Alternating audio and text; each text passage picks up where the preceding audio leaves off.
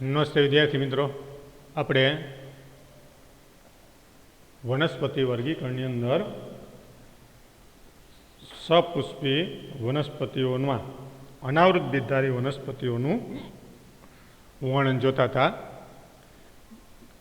અનાવૃત બીજધારી એટલે કે જેની ફરતે આપણને બીજની ફરતે બીજાવરણ જોવા મળે પણ ફલાવરણ હોતું નથી, આવી વનસ્પતિઓને આપણે અનાવૃત બીજધારી વનસ્પતિઓ કહીએ છીએ. ત્યાર પછી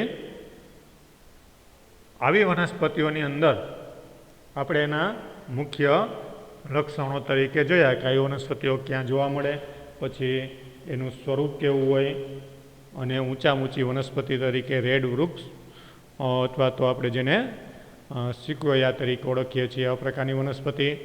પછી એની સામાન્ય રચના જે આપણે જોઈએ કે જેમાં એના મૂળ પ્રકાર અને પર્ણો, મૂળ સોટેમય પ્રકારના હોય પણ બે પ્રકારે એના મૂળ છે એ સહજીવી તરીકે જોવા મળે. એક કવક મૂળ અથવા તો માઇકોરાઇઝા અને બીજા છે એ પ્રાવડ મૂળ તરીકે આપણને જોવા મળે.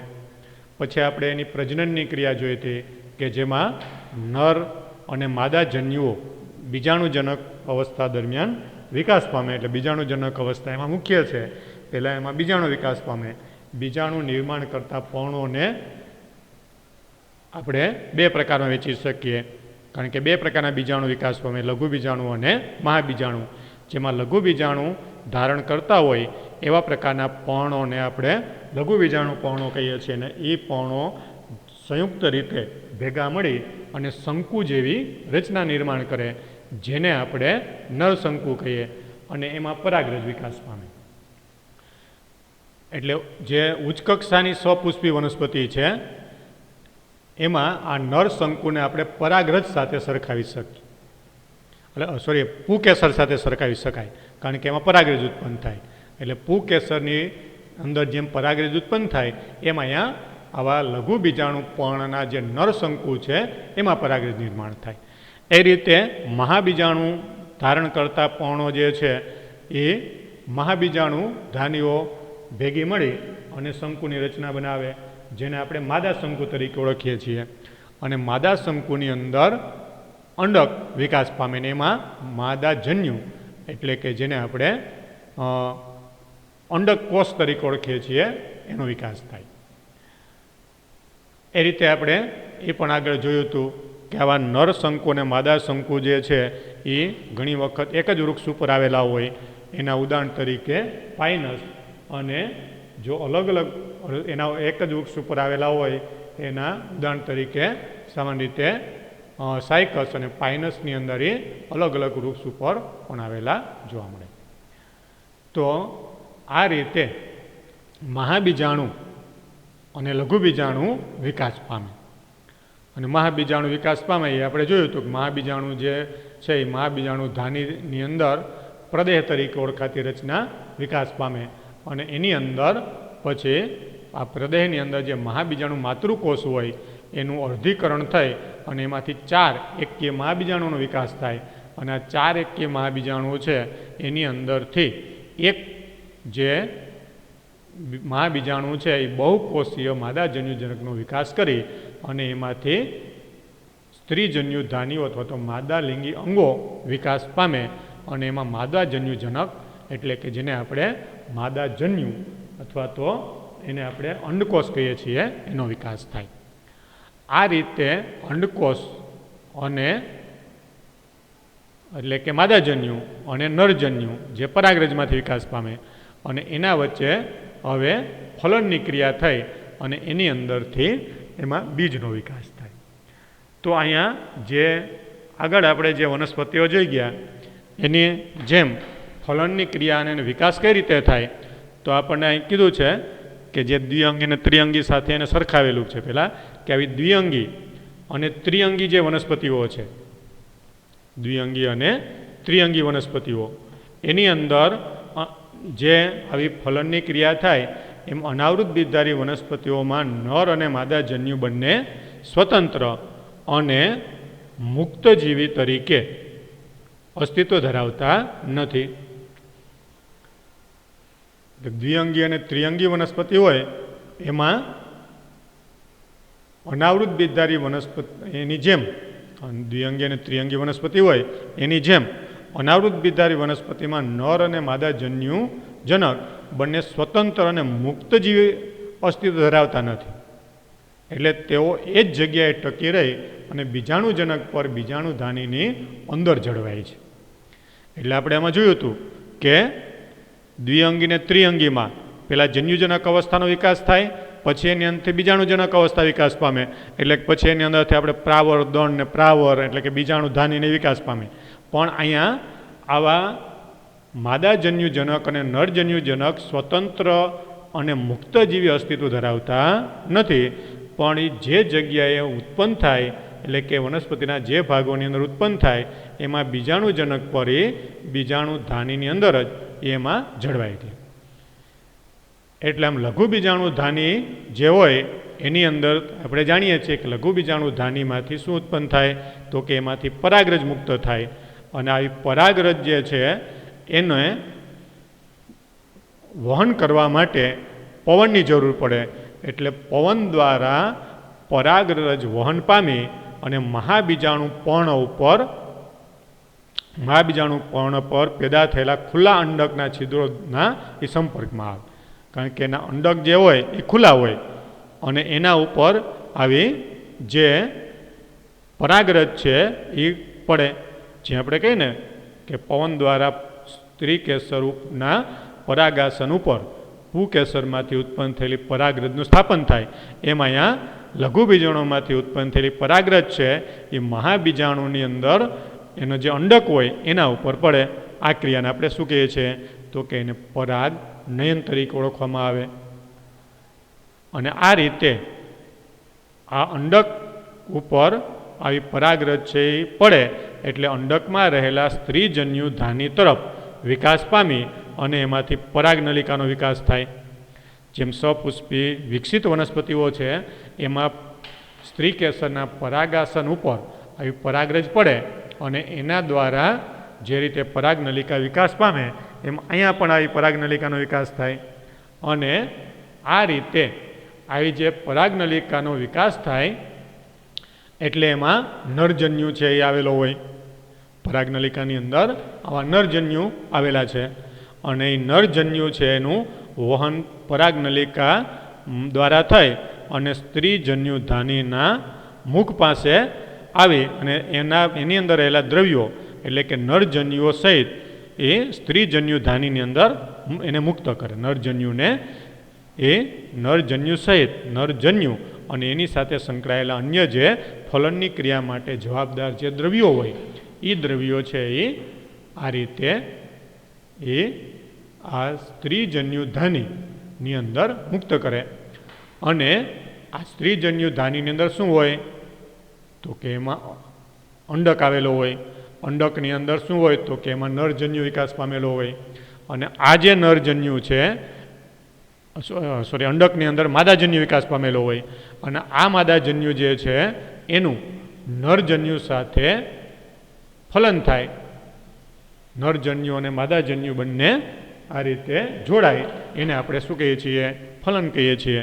આ રીતે નરજન્યુ અને માદાજન્યુ ફલનની ક્રિયા કરે અને ફલનને અનુસરીને એમાંથી ફલિતાંડનો વિકાસ થાય અને ફલિતાંડ છે ભ્રૂણમાં અને અંડકો જે હોય એ બીજમાં વિકાસ પામે.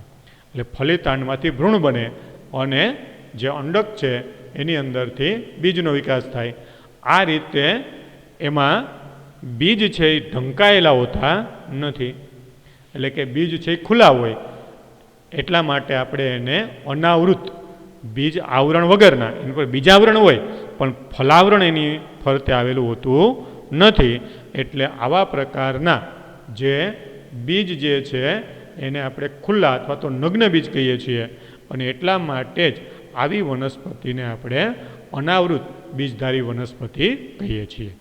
એટલે આ રીતે એની અંદર પરાગનયનની ક્રિયા થાય એટલે નરજન્યુ અને માદાજન્યુ વચ્ચે ફલનની ક્રિયા થાય અને આવા પ્રકારના ફલનની ક્રિયા દ્વારા ફલિતાંડ બને અને એ ફલિતાંડની અંદરથી ભ્રૂણનો વિકાસ થાય અને અંડકમાંથી બીજનો વિકાસ થાય. એટલે જે ભ્રૂણનો વિકાસ થાય એમાંથી બીજની અંદર જ આવો ભ્રૂણ છે એ વિકાસ પામશે. એટલે આ રીતે બીજની ફરતે કોઈ જે બીજાશય હોય એની ફરતે આવેલું આવરણ હોય એવી કોઈ રચના હોતી નથી. એટલે એમાં ફલાવરણ ન બને, એટલે બીજ ખુલ્લા હોય. જે આપણને અહીંયા આ ઝીંકો નામની જે વનસ્પતિ છે એની અંદર દર્શાવેલું છે. જે આપણને આ આકૃતિમાં દેખાય છે બીજ છે, એના એ ફળ નથી, એમને બીજ જ એના ખુલ્લા આપણને જોવા મળે. એટલે બીજની ફરતે બીજાવરણ હોય પણ ફલાવરણ હોતું નથી. એના બીજ છે આ રીતે આપણને ખુલ્લા જોવા મળશે, એ ઢંકાયેલા હોતા નથી. એટલે આ રીતે આવી વનસ્પતિની અંદર બીજ ખુલ્લા હોય એટલે આપણે એને અનાવૃત બીજધારી વનસ્પતિઓ કહીએ છીએ. એટલે આ રીતે અનાવૃત બીજધારી જે વનસ્પતિઓ છે એના લક્ષણો આપણને અહીંયા આ પ્રકારે જોવા મળશે. તો અહીંયા અનાવૃત બીજધારી વનસ્પતિઓ છે એ અહીંયા પૂરી થઈ.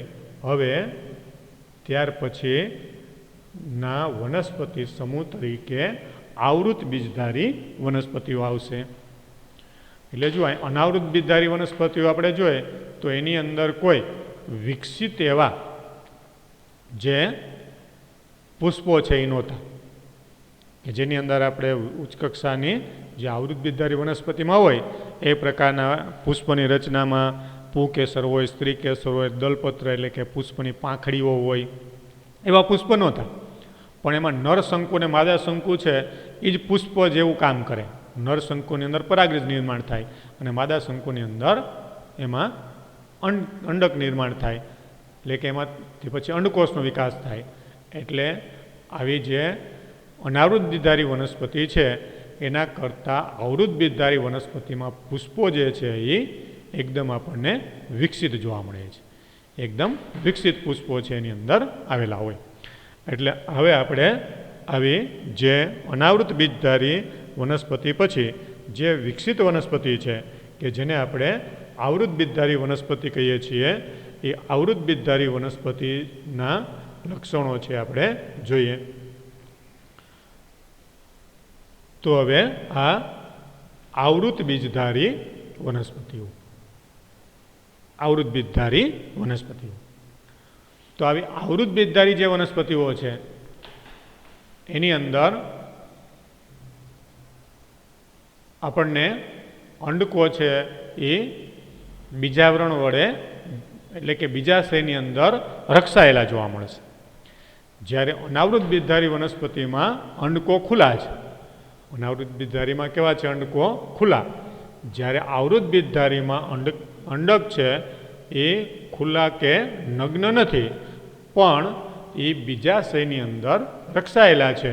એટલે બીજાશયમાં એના આવરણથી આવૃત થયેલા છે, એટલે આપણે એને આવૃત બીજધારી વનસ્પતિ તરીકે ઓળખીએ છીએ. અને એને કહેવાય એન્જિયોસ્પર્મ્સ, આવૃત બીજધારી અથવા તો એન્જિયોસ્પર્મ તરીકે એને ઓળખવામાં આવે. આવી આવૃત બીજધારી વનસ્પતિઓ જે છે એ સપુષ્પી વનસ્પતિઓમાં પરાગરજ અને અંડક વિશેષ રચનામાં વિકાસ પામે છે, જેને આપણે પુષ્પ કહીએ છીએ. આવૃત બીજધારી વનસ્પતિમાં કે જેને આપણે સપુષ્પી વનસ્પતિ કહીએ છીએ, એટલે સપુષ્પી કહેવાય પણ એમાં પુષ્પ વિકસિત નથી. અનાવૃત બીજધારીમાં અહીંયા પુષ્પ વિકસિત છે, એમાં પરાગરજ અને અંડક એ વિશેષ પ્રકારની રચનામાં વિકાસ પામે અને આવી રચનાને આપણે શું કહીએ છીએ? પુષ્પ કહીએ છીએ.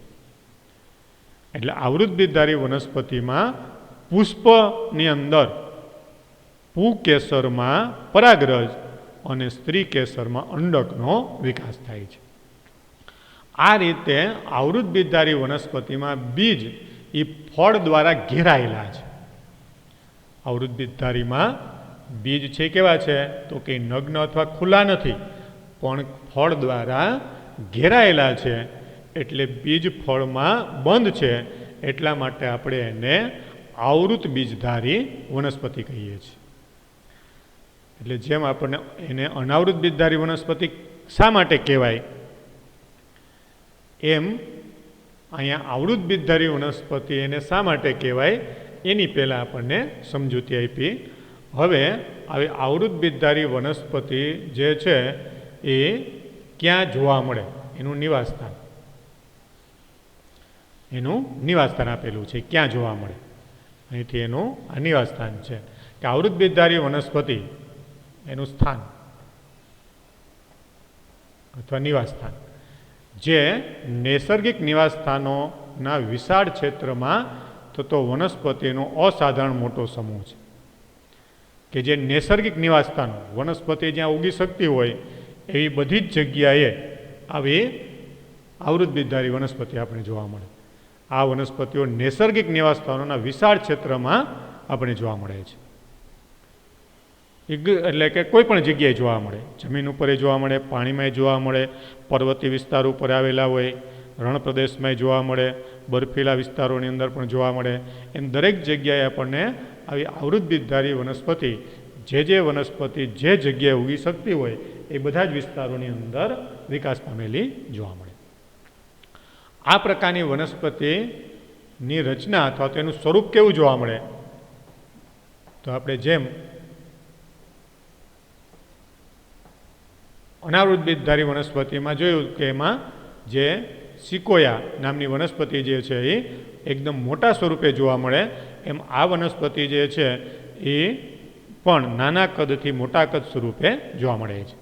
એટલે આવી વનસ્પતિ છે એના કદ ખૂબ જ નાના કદથી શરૂ કરે, એટલે કે સૂક્ષ્મદર્શીથી શરૂ કરી અને ખૂબ જ ઊંચા વૃક્ષ સ્વરૂપે એ જોવા મળે છે. સૂક્ષ્મદર્શી એટલે કે એકદમ સૂક્ષ્મ વનસ્પતિથી શરૂ કરી અને મોટા વૃક્ષ સ્વરૂપે આ પ્રકારની વનસ્પતિ આપણને જોવા મળે. જેમાં વુલ્ફિયા નામની જે વનસ્પતિ છે એ સૂક્ષ્મદર્શી છે, જ્યારે નીલગિરી નામની જે વનસ્પતિ છે એ મોટા વૃક્ષ સ્વરૂપે જોવા મળે અને એની ઊંચાઈ જે છે એ લગભગ 100 મીટર જેટલી હોય. આપણે જેમ જોયું કે સિકોયા નામની વનસ્પતિ છે એ ઊંચામાં ઊંચી અનાવૃતબીજધારી વનસ્પતિ છે અને એની ઊંચાઈ આપણી ટેક્સ્ટ બુકમાં નથી આપી, પણ એની ઊંચાઈ છે લગભગ 150 મીટર જેટલી હોય. જ્યારે નીલગિરીનું જે વૃક્ષ છે એ ઊંચામાં ઊંચી આવૃતબીજધારી વનસ્પતિ છે અને એની ઊંચાઈ છે લગભગ 100 મીટર જેટલી હોય. ઓલી 150 મીટર ને 100 મીટર, 1 મીટર એટલે લગભગ 3.25 ફૂટ જેટલું થાય. એટલે આપણે જો અહીંયા એને ફૂટમાં ગણતરી કરીએ તો આ નીલગિરીનું જે વૃક્ષ છે લગભગ 350 ફૂટ જેટલી ઊંચાઈ ધરાવે. 350 ફૂટ જેટલી ઊંચાઈ એની જોવા મળે. અને આવા જે બિલ્ડિંગ હોય એના એક માળની ઊંચાઈને જો આપણે 10 ફૂટ ગણીએ, 10 ફૂટ કરતાં મોટે ભાગે ઓછી જ હોય, એક માળની જે ઊંચાઈ છે લગભગ 9 ફૂટ જેટલી હોય, પણ આપણે એને જો 10 ફૂટ ગણીએ તો આ જે વનસ્પતિ છે એ 32 માળનું બિલ્ડિંગ હોય, 32 માળનું ઊંચું બિલ્ડિંગ હોય એટલી ઊંચાઈની આપણને જોવા મળે છે. 32 માળ કરતાં વધારે ઊંચાઈની બિલ્ડિંગ જેટલી ઊંચાઈ આ વનસ્પતિ આપણને જોવા મળે, એટલી ઊંચી વનસ્પતિ છે. આપણે મોટે ભાગે ગુજરાતની અંદર અત્યાર સુધી 22 માળના બિલ્ડિંગની મંજૂરી હતી અને તમે જાણતા હશો કે રાજકોટની અંદર આવું એક 22 માળનું બિલ્ડિંગ જે છે એ નાના મવા સર્કલ પાસે બનેલું છે. હવે એ બિલ્ડિંગમાં તમે બાજુમાં ઊભી અને આમ ઊંચું જુઓ તો આપણને એટલું બધું ઊંચું દેખાશે કે આપણે એમ માનશું કે આ તો આખું આકાશ નડી જાય છે. તો આ તો એના કરતાંય ઊંચું, 32 માળ કરતાં પણ ઊંચું હતું. અને એના કરતાં જે સિકોયા છે તો 150 મીટર, 150 મીટર એટલે એ તો લગભગ 450 ફૂટ કરતાં પણ વધારે થયું. એટલે કે એ તો લગભગ 45-48 માળનું બિલ્ડિંગ હોય એવડા મોટા વૃક્ષ સ્વરૂપે આપણને જોવા મળે. એટલે નીલગિરી છે ઊંચામાં ઊંચી આવૃતબીજધારી વનસ્પતિ છે. અને વુલ્ફિયા નામની જે વનસ્પતિ છે એ આપણને નીચામાં નીચી એટલે કે એકદમ સૂક્ષ્મ, નીચામાં નીચી તો એની તો આપણે ઊંચાઈ માપી હોય તોય આપણે એને મિલીમીટરમાં માપી શકીએ એટલી બધી સૂક્ષ્મ વનસ્પતિ છે. અને આ વુલ્ફિયા છે એ પાણીમાં ઉગતી વનસ્પતિ છે અને જે એકદમ નાના કદની છે, એકદમ નાના કદની વનસ્પતિ છે. એને વુલ્ફિયા ગ્લોબોસા તરીકે ઓળખવામાં. વુલ્ફિયા ગ્લોબોસા એનું આખું વૈજ્ઞાનિક નામ છે. અને આ પ્રકારની વનસ્પતિ જે છે એ નાનામાં નાની સૂક્ષ્મદર્શી, કે આપણે એને જોવી હોય તો માઇક્રોસ્કોપમાં જોવી પડે એટલી સૂક્ષ્મ વનસ્પતિ છે. એટલે આ રીતે આવી વનસ્પતિનું અલગ અલગ સ્વરૂપ છે આપણને જોવા મળે છે. પછી આ પ્રકારની વનસ્પતિનું મહત્ત્વ શું અથવા તો એનો ઉપયોગ શું, અહીંયા આપણને એનો ઉપયોગ આપેલો છે. એનું મહત્ત્વ અથવા તો ઉપયોગ તો આપણે જાણીએ છીએ કે આવી આવૃતબીજધારી વનસ્પતિ ખોરાક, ઘાસચારો, બળતણ, ઔષધો અને બીજી ઘણી વ્યવસાયિક અગત્યતા માટે મહત્ત્વનો ભાગ ભજવે છે. આવી આવૃતબીજધારી જે વનસ્પતિઓ છે એ ઘણી રીતે ઉપયોગી છે. ખોરાક માટે આપણે દરેક પ્રકારના કઠોળો, ધાન્ય એ બધા આવૃતબીજધારી વનસ્પતિઓ જ છે.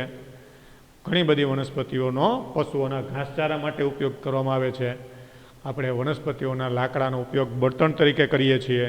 એ રીતે એમાંથી ઘણી બધી ઔષધિઓ મળે છે અને બીજા ઘણા બધા પ્રકારના પદાર્થો મેળવવા માટે આવી વનસ્પતિનો ઉપયોગ છે કરવામાં આવે છે. આવી આવૃતબીજધારી જે વનસ્પતિ છે એના વર્ગો, આવૃતબીજધારી વનસ્પતિને મુખ્ય બે વર્ગની અંદર વહેંચવામાં આવે છે. એના વર્ગો, આવૃતબીજધારી વનસ્પતિના અહીંયા એના વર્ગો, જેમ આપણે જોયું કે જે અનાવૃતબીજધારીના વર્ગો છે પણ એના અહીંયા વર્ગો આપેલા નથી, પણ અહીંયા આવૃતબીજધારી વનસ્પતિ જે છે એ ઉચ્ચ કક્ષાની અને આપણે સ્પષ્ટ રીતે સમજી શકીએ એવા પ્રકારની રચના ધરાવતી છે. એટલે એના વર્ગો વિશેની માહિતી આપણને આપેલી છે. જેમાં આપણે એને દ્વિદળી વનસ્પતિઓ અને એકદળી વનસ્પતિઓ તરીકે ઓળખીએ છીએ. એકદળી અને દ્વિદળી, જેને આપણે એકદળી એટલે કે જેને આપણે મોનોકોટ અને દ્વિદળી એટલે ડાયકોટ તરીકે ઓળખી શકાય. મોનોકોટ અને ડાયકોટ, દ્વિદળી વનસ્પતિ. વનસ્પતિ એટલે આખો શબ્દ લેવો હોય તો ડાયકોટી લેડોન અને એકદળીને મોનોકોડી લેડોન તરીકે ઓળખવામાં આવે. એટલે દ્વિદળી વનસ્પતિ અને આવી એકદળી વનસ્પતિ આ બે વર્ગ છે. અને એના માટે આપણે જાણીએ છીએ કે એકદળી વનસ્પતિ અને દ્વિદળી વનસ્પતિ જે છે એના ઉદાહરણ તરીકે આપણને આકૃતિ આપેલી છે નીચે. અને એ આકૃતિની અંદર આવી એકદળી અને દ્વિદળી વનસ્પતિના કેટલાક લક્ષણોને આપણે લઈ શકીએ. જે અહીંયા જે આપણને એકદળી અને દ્વિદળી, જો એ આકૃતિ છે દ્વિદળી, જેમાં સૂર્યમુખીની આકૃતિ છે. અને જે એકદળી જે છે એમાં એક ઘાસની આકૃતિ છે. એટલે આમ એકદળી અને દ્વિદળી આમ બે પ્રકારની આવી જે વનસ્પતિ છે એના અહીંયા આકૃતિ આપણને આપેલી છે. તો એની અંદર એના કેટલાક એવા વિશિષ્ટ લક્ષણોને આપણે ધ્યાનમાં રાખી અને આવી વનસ્પતિઓને એકદળી અને દ્વિદળી એમ બે ભાગની અંદર સ્પષ્ટ રીતે વેચી શકાય. અહીંયા આપણને ફોટોગ્રાફ સ્વરૂપની આકૃતિ આપેલી છે. પણ જો આપણે આવા પ્રકારની જે વનસ્પતિઓ છે એ વનસ્પતિઓની અંદર એને એકદળી અને દ્વિદળી એ રીતે જો આપણે સ્પષ્ટ રીતે આવી વનસ્પતિઓને અલગ કરવી હોય કે અલગ જોવી હોય તો આવી એકદળી અને દ્વિદળી વનસ્પતિને આપણે સ્પષ્ટ રીતે ઓળખી શકીએ એવા એના કેટલાક લક્ષણો જોવા મળે. એના એવા પ્રકારના લક્ષણો આપણે જોઈ શકીએ કે જેને આપણે સ્પષ્ટ રીતે એકદળી અને દ્વિદળી એ રીતે આપણે એને ઓળખી શકીએ. જેમાં આપણે જાણીએ છીએ કે એને એકદળી અને દ્વિદળી એવું નામ શા માટે આપવામાં આવ્યું, તો કે જેમાં દ્વિદળી વનસ્પતિમાં એના બીજમાં બે બીજપત્રો આવેલા હોય. દ્વિદળીની અંદર બીજપત્રો કેવા હોય? બે. એટલે આપણે વાલ, મગફળી અને કોઈ પણ બીજી કઠોળ વર્ગની વનસ્પતિ લઈએ તો એની અંદર આવા 2 બીજપત્રો આપણને જોવા મળશે. એટલે કે એના 2 ફાડા આપણે આ રીતે પાડી શકીએ. એમાં 2 ફાડા પડશે. આવી જે દ્વિદળી વનસ્પતિમાં બીજ જે છે એ આવા 2 બીજપત્રો ધરાવતા હોય, 2 બીજપત્રો આવેલા હોય. અને આવી દ્વિદળી જે વનસ્પતિ છે એની અંદર પર્ણો જે છે એમાં ઝાલાકાર શિરાવિન્યાસ જોવા મળતો હોય. એના જે પર્ણ હોય, દ્વિદળી વનસ્પતિના પર્ણને આપણે આમ જોઈએ તો આવા પ્રકારની વનસ્પતિનું જે આ પર્ણ છે એ પર્ણની અંદર એનું જે શિરાવિન્યાસ છે એ ઝાલાકાર હોય. એટલે કે આવી એની અંદર જે શિરાઓ જે છે એ મુખ્ય શિરામાંથી આવી પર્ણની સપાટી ઉપર જાળીની જેમ ગોઠવાયેલી શિરાઓ છે જોવા મળે. આવા પ્રકારના શિરાવિન્યાસને ઝાલાકાર શિરાવિન્યાસ કહેવાય. એટલે બીજું લક્ષણ ઝાલાકાર શિરાવિન્યાસ. અને એના જે પુષ્પો જે છે એ સામાન્ય રીતે ચતુ અવયવી કે પંચ અવયવી હોય. એના પુષ્પો કેવા હોય? ચતુ અવયવી કે પંચ અવયવી હોય. એટલે કે એની અંદર પુષ્પના મોટા ભાગના અંગો એટલે કે પુષ્પી ચક્રના જે ભાગો છે એની સંખ્યા 4 અથવા તો 5ની સંખ્યામાં આપણે જોવા મળે. ચતુ અવયવી અથવા તો પંચ અવયવી. ચતુ અવયવી એટલે કે આ જે પુષ્પો હોય તો એની અંદરની આવી પાંખડીઓ જે છે એ આવી 4 હોય. એની અંદર આવી 4 પાંખડીઓ આવેલી હોય. એ જ રીતે જો એની અંદર આવા 5 પાંખડી હોય તો એને પંચઅવયવી કહેવાય. એ રીતે ખાલી પાંખડીઓ જ નહીં પણ એના દલપત્ર છે એને પાંખડીઓ કહેવાય. પછી પુકેસર છે, સ્ત્રીકેસર છે, વજ્રપત્ર છે, આ બધા જે અંગો છે એની સંખ્યા છે એ 4 અથવા તો 5 હોય. એટલા મુખ્ય 3 જે લક્ષણો છે એના આધારે આપણે આવી વનસ્પતિને એક દ્વિદળી વનસ્પતિ તરીકે ઓળખી શકીએ. દ્વિદળીના મુખ્ય લક્ષણ આપણે પહેલું લક્ષણ છે એના બીજ. બીજ છે એ 2 બીજપત્રના બનેલા હોય. પણ ઘણી વખત આવા જે બીજ જે છે એ આપણે જો સ્પષ્ટ રીતે જોઈ ન શકતા હોઈએ અથવા તો બીજ જે છે એ આપણને એ વનસ્પતિમાં જોવા ન મળતા હોય તો એના પર્ણ તો જોવા મળે જ, કદાચ પુષ્પય જોવા ન મળતા હોય.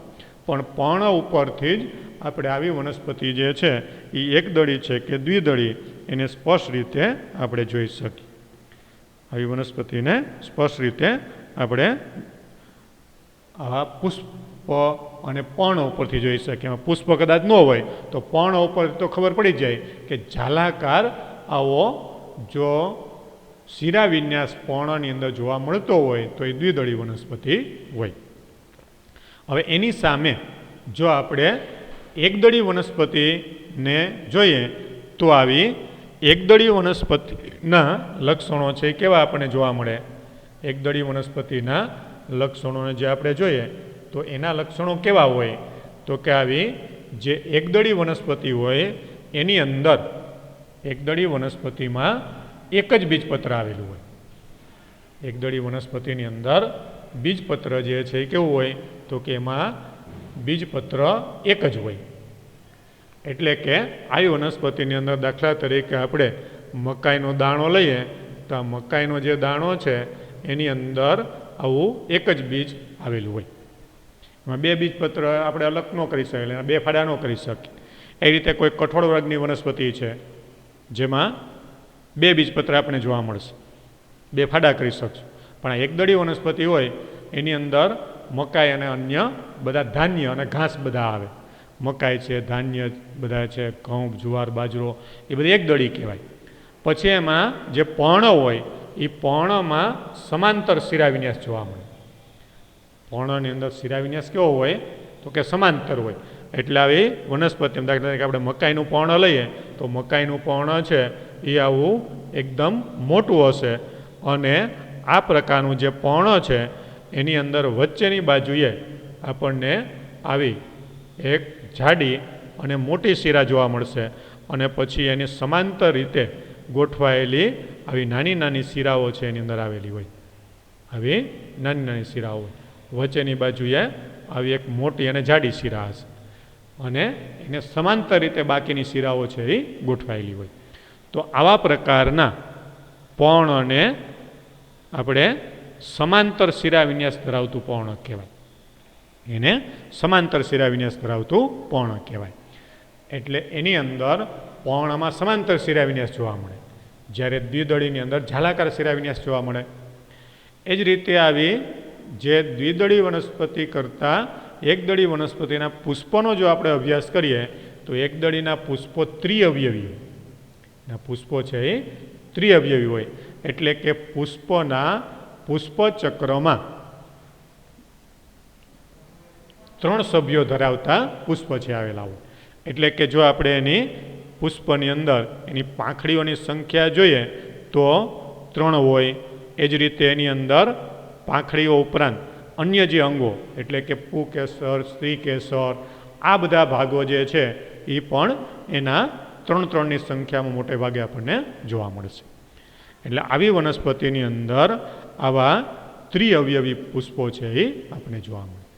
એટલે આ વનસ્પતિના આ સામાન્ય જે લક્ષણો કે જેના આધારે આપણે એને એકદળી છે કે દ્વિદળી એમ સ્પષ્ટ રીતે એને અલગ પાડી શકીએ, બહારથી જ આપણે ઓળખી શકીએ. એને ઓળખવા માટેના મુખ્ય 3 જે ભાગો છે પણ આપણે એના પર્ણની મદદથી જ એને સ્પષ્ટ રીતે ઓળખી શકીએ. એટલે આ પ્રકારે આવી વનસ્પતિઓની અંદર જો એકદળી હોય તો એની અંદર બીજપત્ર એક જ હોય, દ્વિદળી હોય તો 2 બીજપત્ર આવેલા હોય, એકદળી હોય તો એની અંદર પર્ણ છે એ શિરાવિન્યાસ સમાંતર ધરાવે, દ્વિદળી હોય તો એમાં પર્ણમાં શિરાવિન્યાસ છે એ ઝાલાકાર આવેલા હોય. એકદળી વનસ્પતિના પુષ્પો ત્રિઅવયવી એટલે કે પુષ્પીય ચક્રમાં 3 સભ્યો આવેલા હોય, જ્યારે દ્વિદળી વનસ્પતિમાં પુષ્પીય ચક્રમાં 4 કે 5 સભ્યો એટલે કે ચતુ કે પંચઅવયવી પુષ્પો છે એ હોય. આ મુખ્યના 3 લક્ષણો છે.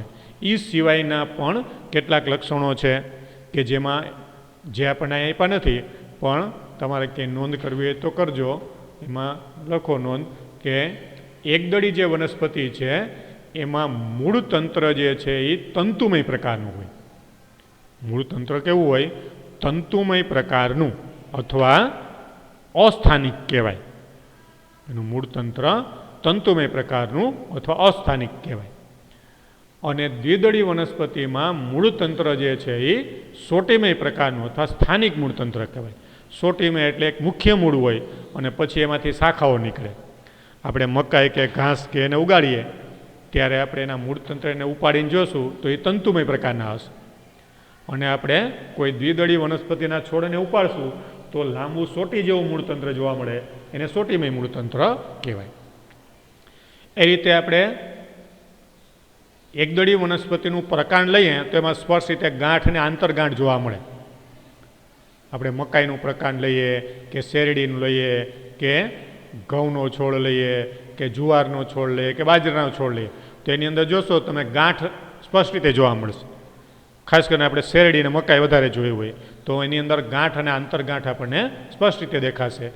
જ્યારે દ્વિદળી વનસ્પતિના પ્રકાંડની અંદર ગાંઠ અને આંતરગાંઠ સ્પષ્ટ રીતે જોવા મળશે નહીં.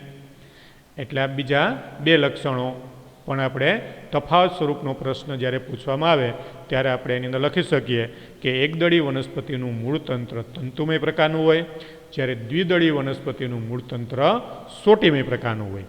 તંતુમય અથવા તો એને અસ્થાનિક મૂળતંત્ર કહેવાય અને સોટીમય અથવા તો એને સ્થાનિક મૂળતંત્ર કહેવાય.